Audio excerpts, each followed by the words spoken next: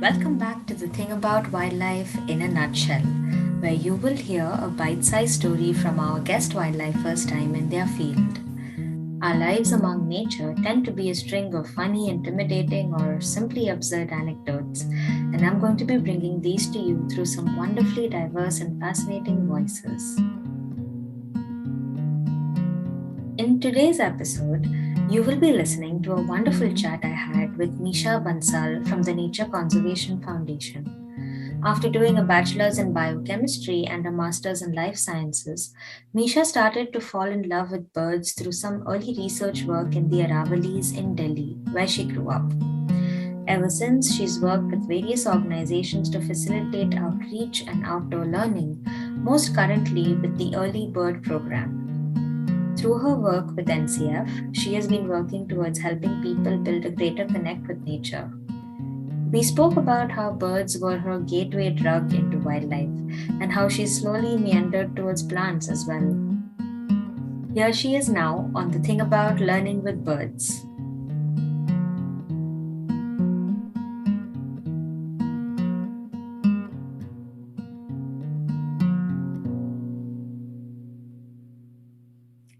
Hey Misha, thanks so much for joining me today. Very excited to talk to you.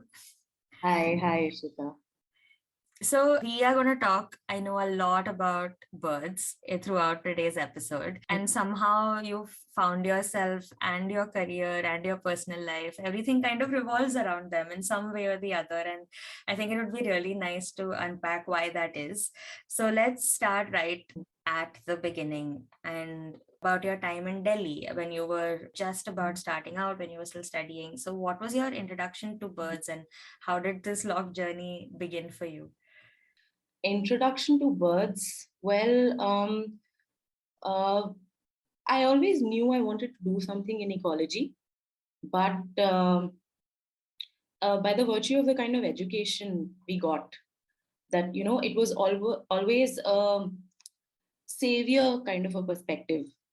That we have to save the environment, we have to save the earth, we don't have to burst crackers, we don't have to, uh, you know, uh, use plastic. So my interest in wildlife or environmental education kind of stemmed from that realm. And I always was somehow just attracted to pets and dogs, etc. But and I always had this savior sort of a perspective only, without having interacted with uh, any form of wildlife at all, which now in hindsight, in retrospect, I feel was very weird. But then during undergrad in Venki, I saw this poster for this the Black Kites project, which was a project by Nishant Kumar, who was also an alumnus of our college at that time, and he was studying the nest site selection of black kites in Delhi, and he had put out a call for volunteers. And I just got in touch with them, and one day I went on field work with them, and there it was like a completely different world altogether. It was like I got introduced to a completely different world, because there were people talking about wildlife and evolution and ecology and birds and behavior. And I had never been a part of such conversations before. And a friend of mine, who was again a volunteer in the same project, introduced me to the bird watching circle of Delhi, and we went bird watching. I still remember in Surajpur in winters one day, and all these winter ducks, the wintering ducks, had come to the lake, and this bird watcher, was telling me about dabbling ducks and diving ducks, and I saw a greater kukul, the eye of a greater kukul through the binoculars for the first time, and the turquoise color on the purple sunbird for the first time, and I was so mesmerized. And then there was no turning back. I regularly started volunteering for the Black Kites project, and I started going on bird watching trips with the bird watching circle in Delhi, and that's how I got hooked. And then I just kept going deeper and deeper and deeper. And after a point, I was like, this is what I want to do. I don't know what I will do, but this is what I want my life to be centered around. So, yeah, that's how I got into birds. Yeah. Wow, yeah, no, I think you're so right. Like when you first get to watch them and look at them so close, and you realize how different they are, how actually like just spectacular they are. And also I think how everyday they are, right? I mean, it's so it's definitely just lovely. I think even now, if there's a bird sitting really close to me, I still really Mm. enjoy looking at them through the binocs, because you can see like their feathers clearly, their colors Yeah. clearly, and Yeah. yeah. I actually, have a quick follow to what you were just talking about, which reminded Mm. me about a lot of questions that I get from students who are just starting out, who are in their undergrad now, who are applying for masters, Mm. which is Mm. a question of just safety in our fields, right? For women, Yeah. especially. And I think we still are in a zone where many girls who are interested in getting into the fields of wildlife conservation in any capacity, we still kind of have to face certain battles sooner, and maybe Mm. even argue why we want to go out and be in these places from such a young age with our families, and maybe a little more than a lot of our male peers have to, right? And Mm. so considering you also did this in Delhi, which is a place that Mm. many people are afraid to just venture out alone in, so did you find that to be true for you as well? Like, did you have any of these kind of issues? Mm. Yeah, yeah, of course I did. In fact, I feel this is something that will unfortunately stick, and I don't think I'll, in my lifetime, be able to get out of it. But I clearly remember that initially, when I would tell my parents that I want to go bird watching, first of all, bird watching is such a random thing for somebody who's not, who has no idea about what it is, right? Yeah. So just first introducing them to the idea that this is a thing that people do, that was very vague.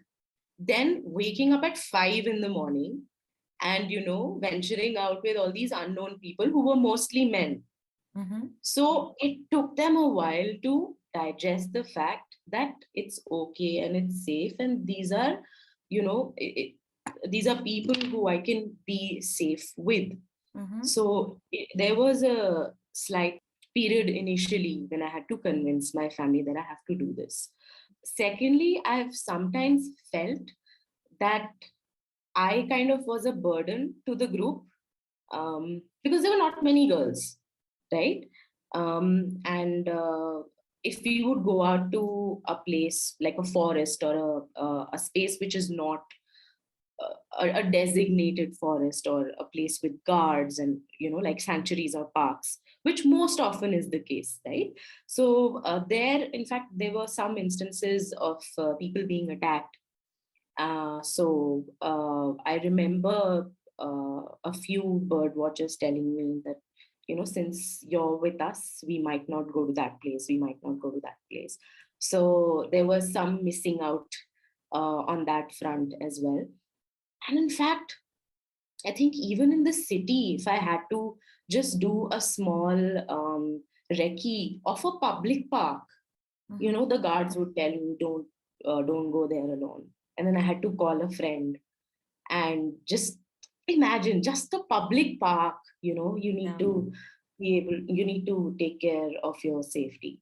And even when I was surveying the birds of the Aravalli Biodiversity Park, it was such a straightforward route. It was, so simple, but I never mustered the guts to go there alone. But after a point, I told myself, during the second season of surveying, I told myself I can't depend on a field assistant for such a small thing. And I did the whole survey on my own. But now that I look back, I probably should have taken him with me. Luckily, nothing happened. but I think that fear always stays in our minds, and weirdly more so in an urban setup. Um, Yeah. so and even in and all these forests and parks are kind of, they turn into shady places. Mm-hmm. So even if you want to go there to do something productive and something so meaningful, you have to worry about these things, and these are very legitimate worries. And just you need to find your way around it. You have to accept that this is your reality and this is the truth. Mm-hmm. But despite that, there are a lot of things that you can do. You can figure out your own ways. You can ask people to accompany you. It's okay. I mean, your ego will get hurt when you have to ask people to help you when you're this strong, independent woman who's doing what she wants to do. But Yeah. I think for your safety, you at the end of the day, you have to figure certain ways out. It's something that we just have to live with, but we can live around it. Mm-hmm. So I never let it deter me to an extent that I would want to exit uh, this field altogether. Yeah. Right. Yeah, no, you brought up like such important points because I think when you're just starting out and you've also put that kind of energy into convincing people back home that this is something I want to do, and you have that crazy amount of drive to just go and be and explore. And I think there's also a lot of angst and indignation for the fact that just circumstance doesn't always allow you to be as quote unquote Free. strong and independent. And yeah, it comes down to just freedom, right? So Yeah. um, definitely. But you're right. I think it's something that we need to, of course, be very conscious of, even if it bruises our ego, because Yeah, safety yeah, we first, have to. right? Yeah. And Yeah. unfortunately, that doesn't change so much. I think we just get a lot better at dealing with it. And I think it Mm. becomes staying aware, becomes part of our instinct, but that fear never completely leaves for sure. So, okay, let's, moving on to some of the things which are a little more exciting in your life now. All of just this fascinating outreach and communications work that you're doing, because you have gotten involved in so many different channels of engaging with different groups of people, getting people just excited about nature. Like that is, that in probably the most succinct way to put what you're currently up to. And I think it's so important because there is definitely a huge disconnect, and that disconnect is just growing, right? So Yeah. tell us a little more about these different channels that you've taken, and Mm. everything you've been up to since your days in Delhi. So I'll come back to what I had said initially, which was that I got introduced to environmental sciences or wildlife through the lens of saving it. And it's still very weird that our education system or our society focuses just on the saving aspect and leaves out the entire part where you have to actually connect yourselves to it. How will you save something? How will you protect something when you don't know anything about it? When you don't even know it exists, or when you haven't even interacted with it? This is such a huge gap, and I come from that gap only. I mean, now, even now, when I'm working in the field of education, or when I was working in research, ecological research, there was this gap because I was never focused on just, admiring a tiny bug, or just looking at leaves swaying in the wind, or admiring how birds fly. All these little things were completely away from me. And only when I got into nature education, when I decided that I want to get people excited about birds or in nature in general, did I realize that I myself have to first, deeply uh, connect to it. And I think that's what I work on every day. And when you're working towards, connecting to nature, you realize that there's not just one way. There are people, connect to nature in different ways. Coming from a science background, I was very nerdy and very, scientific, and I would throw out jargon, and not everybody will kind of relate to that. So I started off as a researcher, but then I just volunteered to conduct a nature walk at the Aravalli Biodiversity Park in Gurgaon one day, and I really liked it. I really loved it. This nature walk was for 9 year olds, a bunch of 9 year olds, and I loved their energy. I loved, how fascinated they were by small things, and by the end of the walk, they were so excited. By the end of the walk, I had one kid who was just holding my hand and walking next to me through the entire walk. And he gave me his phone number. He was like, Misha Didi, I will talk to you, I will call you. And the kids, they were all taking my phone numbers, and there was so much energy. And I that kind of gives you a very, big boost. And I thought, okay, I want to try this more. So I started doing nature walks regularly. And at that time, the agenda was just to tell people about the Aravalli Biodiversity Park and the work that I'm doing there. And then a few years down the line, I met a group um, which did meditative exercises in the park. And at that time, even I was exploring meditation, and it seemed like a very interesting way to connect to the forest, because till then I was just only looking at it from a research point of view, or studying it point of view. And there we did exercises like just walking more mindfully, focusing on senses, focusing on your sense of smell. That was something that I discovered much later.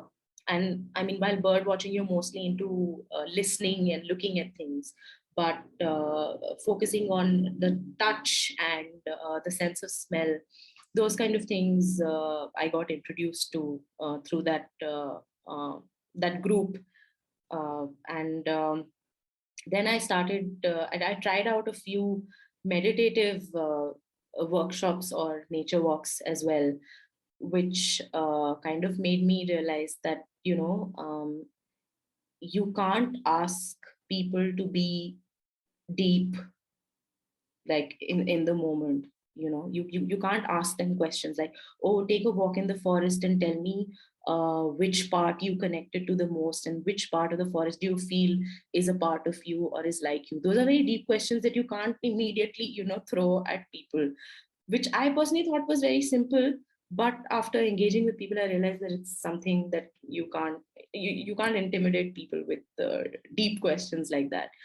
So then I thought, let's just, make it extremely simple and focus on the very simplistic things. And I think working with the Early Bird, working with the NCF has really brought that out in the way I engage with people. And now I just focus on how beautiful things are, and how diverse they are, and how we can connect to them, and how we just need to sit and observe them, and look at them from our perspective. And that's the approach that I now focus on. So from a very scientific research perspective to a completely extreme opposite, which is very deeply meditative, to a kind of to some sort of a midway, which is just appreciating things and taking your own pace, is what I have come to now. So these are a few different paths that I took to personally first connect with nature, and then help people connect with nature as well. Yeah. Yeah, wow. I've actually never heard of this sort of specific nature-based meditation before. And I think it's Mm. very interesting because, there are so many of these quotes and things that where people will say, talk about the meditative quality of nature, but I don't think it's ever occurred to me to actually meditate in nature. So I think that's Really? that's so interesting, and I can see why it would be wonderful, because you are, I think it is subconsciously meditative, but perhaps it would be even more interesting to tune in with that level of focus. Very, very interesting.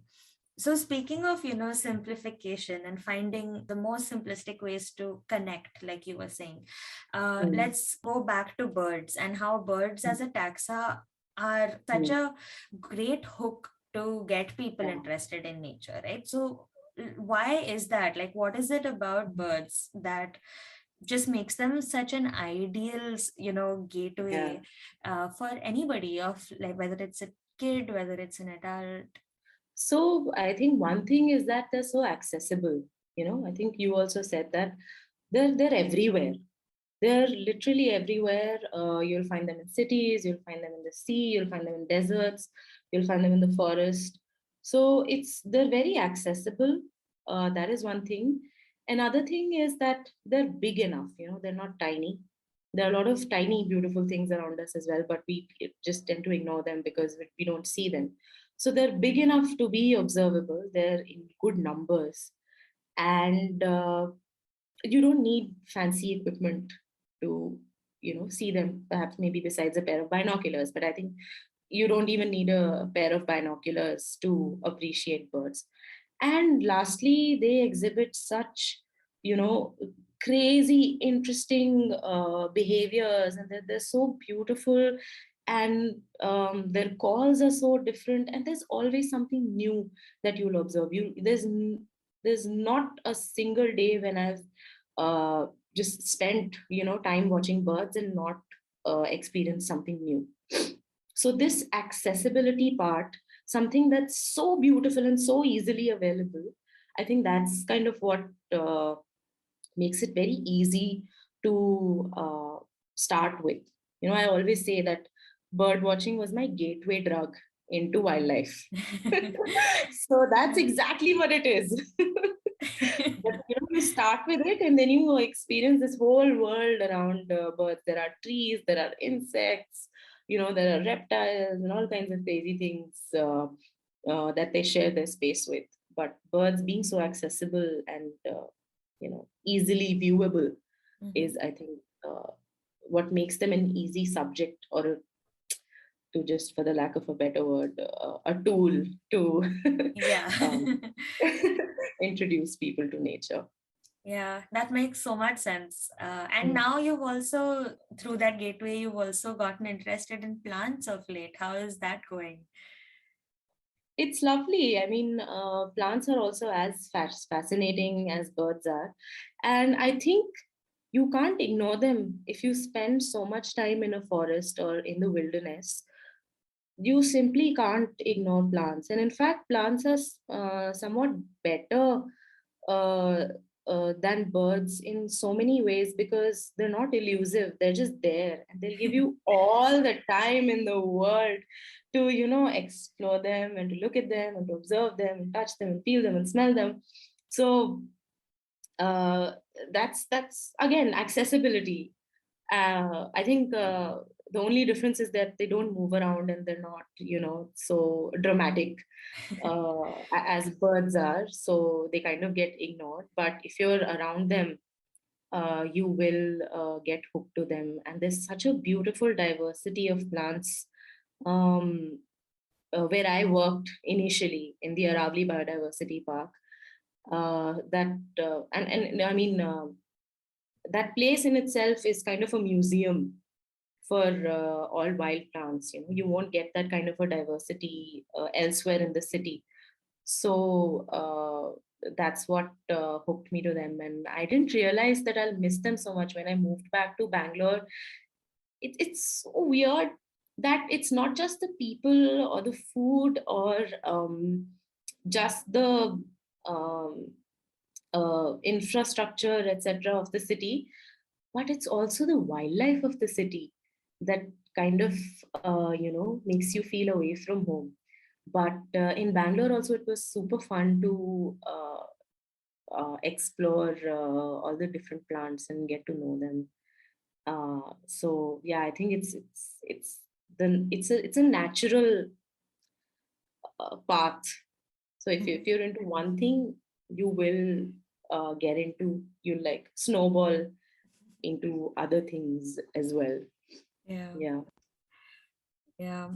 I think, that actually brings me quite nicely to what I also wanted to ask you, which is, we're just getting the hang of this accessibility of taking groups of people out into nature, interacting with them in person. And then we've been dealing with the pandemic for the last 2 years, which has put an immediate obvious spanner in the works when it comes to these kind of activities and having these Mm. in-person workshops and providing people with access to plants and birds and these Yeah. kind of just the fascinating biodiversity we find within our cities.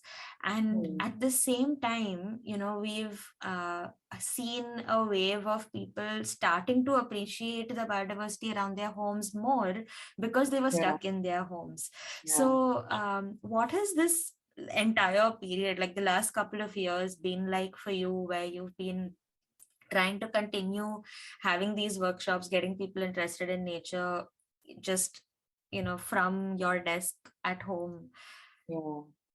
Yeah, it was very challenging. I had come to Bangalore with the hopes that, I'll be able to scale up the kind of work that I do, and I'll be associated with the proper established organization. So I'll be able to meet more people.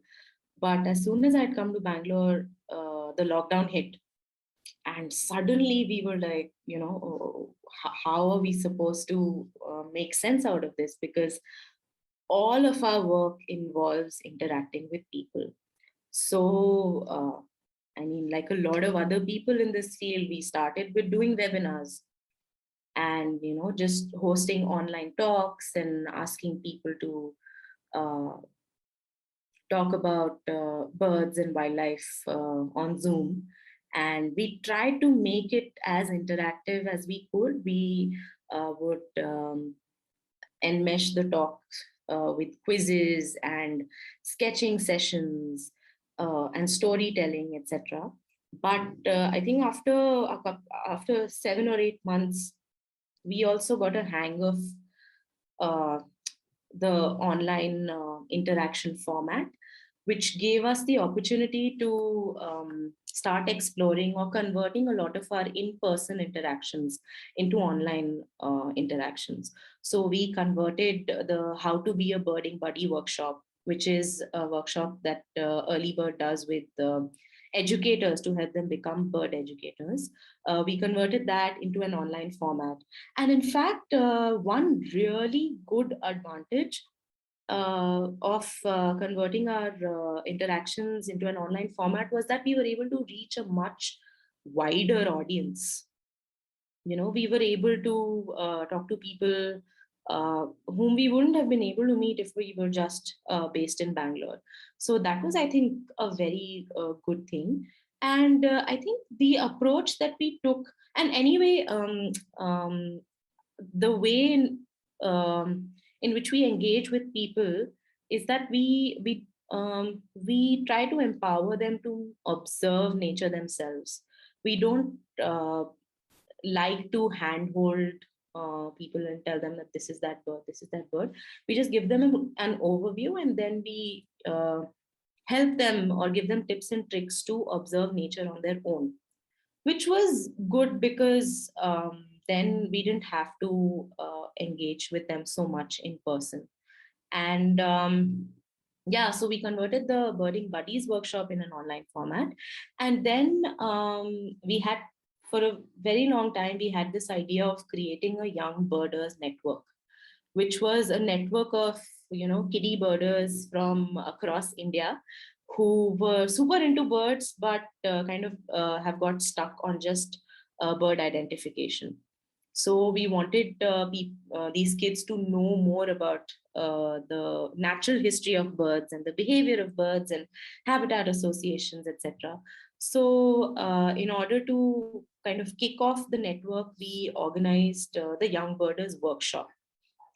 And the timing somehow of the Young Birders Workshop, and this was online, uh, was such that it coincided with the second wave of COVID, which was from, I think, April to June or July in 2021. And it was such a weird time because we had to ask kids to go out, and not go out per se, but just watch birds from their homes and balconies itself. So all the activity sheets, all the discussions that we designed during that 5-week workshop were centered around watching birds from your balcony, or watching birds from your terrace, or just, maybe taking a walk in your colony and watching birds. And that in itself was so fruitful, because it helped the kids to connect with their immediate environment. In fact, one of the parents told me that, we had no idea that there were so many birds where we live in. And this was the best summer vacation we had. And my son was mad at me for not taking him to a wildlife sanctuary like his friends. But now we have no regrets. So, and this was in the second wave, during the second wave of COVID. And anyway, I was having such an existential time, like a existential crisis at that time, thinking that what am I doing asking people to watch birds when, everybody around me is either arranging for oxygen cylinders, or, losing their close ones. And I'm here just talking about birds. But I think at the end of the workshop, when we were able to see kids connect to nature, because these kids also, got so, um, I would say, I mean, they had nothing to do. And at least in this way, they spent their time doing something fruitful and, creating real connections. And we just tried to figure out ways where we could get them to just bring nature home. So there was a session on nature journaling. So there we just told them, bring something from nature inside your home and then draw, instead of sitting outside for 3 or 4 hours and observing things outside your home. And in fact, one of the parents said that my kid sat with a leaf for like a good hour. I don't know what she was doing, but she was very focused. And she sat with a leaf and her notebook for an hour. So I think, whatever you did made sense to her. And so things like these, and discussions like, that were more focused on observation and not focused on how many birds you see or how many names you tick off the list, uh, kind of helped us. And I think we were able to really facilitate learning in an online format as well, luckily, because nature is so accessible. So it was a big challenge, it was a huge challenge, but I think we were able to figure a way around it. Yeah. Yeah. Wow. I think, there's been a lot of focus on just how challenging this time has been for students. But I Yeah. think we very often overlook how much more challenging in some ways it's been for educators, right? Just to, um, Oh, whether yeah. at every level, of course, like an educator like yourself, or even, your traditional school or college Yeah. educators and teachers. I think it's definitely something that we don't talk about too much, but it's a huge challenge keeping kids entertained on an online platform. Yeah. And it's I'm so happy to know that you guys have cracked the code now, and are able to do these things, because I know it can be so incredibly Yeah. valuable Yeah. when you have the such wonderful years of your childhood being just Yeah. wasted indoors because you literally can't step out, and it can be so frustrating. And I can only imagine how incredibly formative also it must have been. Like, I mean, if I were to think hypothetically of 10-15 years later, if I were still doing the podcast and I were to talk to somebody who came to your you know workshops, they'll Wow. probably say, oh, my interest in birds started when I did this online workshop Oh, during the wow. pandemic. And I think it's quite likely that that would happen, because when you're a child, and little events like this do have a really large impact on you, Mhm. right? I mean, I know that I remember the most insignificant TV shows or one day workshops, or things that I went to when I was 8, 9, 10, and they probably weren't conducted with the express interest that, oh, this person will go on to become a wildlife conservationist or Yeah. something, but they do, just contribute to your experience. So it's wonderful that you've been able to bring that to so many Mm. kids, uh, Mm. even during a I time as mean, crazy as this. yeah. I mean, all that said, it's not like we were only able to reach a certain set of audience. That was one, I would say, roadblock that we faced. And because it was an online format, we were only able to reach people or kids who had access to internet, right? Mm. And these are mostly privileged kids who can speak in English, right? Mhm. So, I mean, we also tried to overcome that by bringing in educators in the next workshop. We tried to, I mean, we contacted people from other parts of the country who were engaging with kids, and we asked them to come on board with us and see how we do the workshop and co facilitate the workshop with us. And then, once they've gone through the entire experience, go to their respective audiences or regions and try it out in person as well. So I think that was one way where we tried to overcome the roadblock of not being able to reach people who don't have access to the internet. And I mean, of course there are a lot many things that we can do, and an in-person interaction cannot be completely replaced, but you have to start somewhere. Mhm. That's yeah. Do you think we are going to, now that things are opening up a little bit and there are, like you said, there are some clear pros to doing things online as well, in terms of just the reach you have and being able Yeah. to, um, you know, at the same time talk to somebody in Bangalore and maybe Mm. Assam, right? And Yeah. so there are some benefits to the online platform, but also a lot of limitations. Do you kind of see us moving more towards a hybrid sort of a scenario, even for outreach and communication? Yeah, definitely.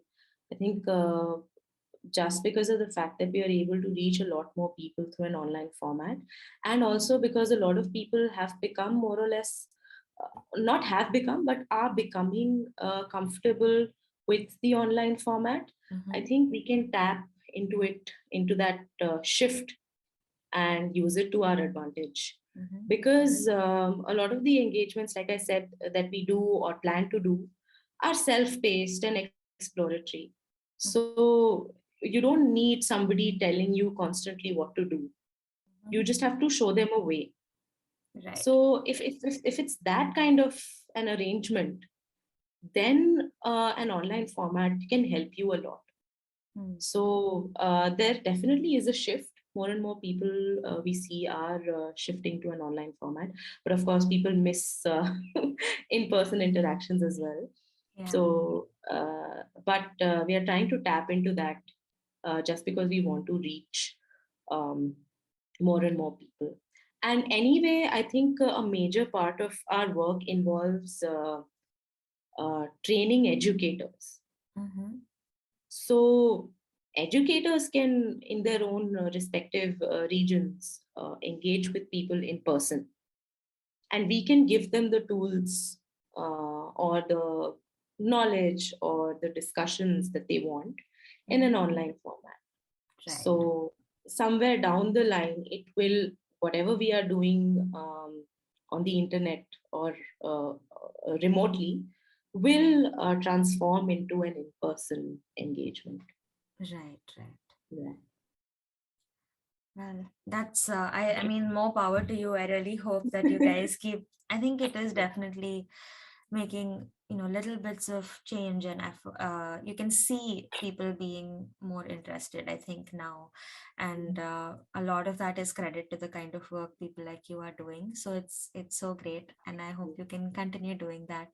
And Thank we didn't talk too much about it, but we'll definitely link it in our show notes. So just the wonderful content which is all open source, which Early Bird creates and puts out, which is available to so many educators, so Mm. many facilitators who are interested in working with this kind of content. And it's just lovely, whether it's books or posters or even flashcards, and you have such really cool education tools, I think.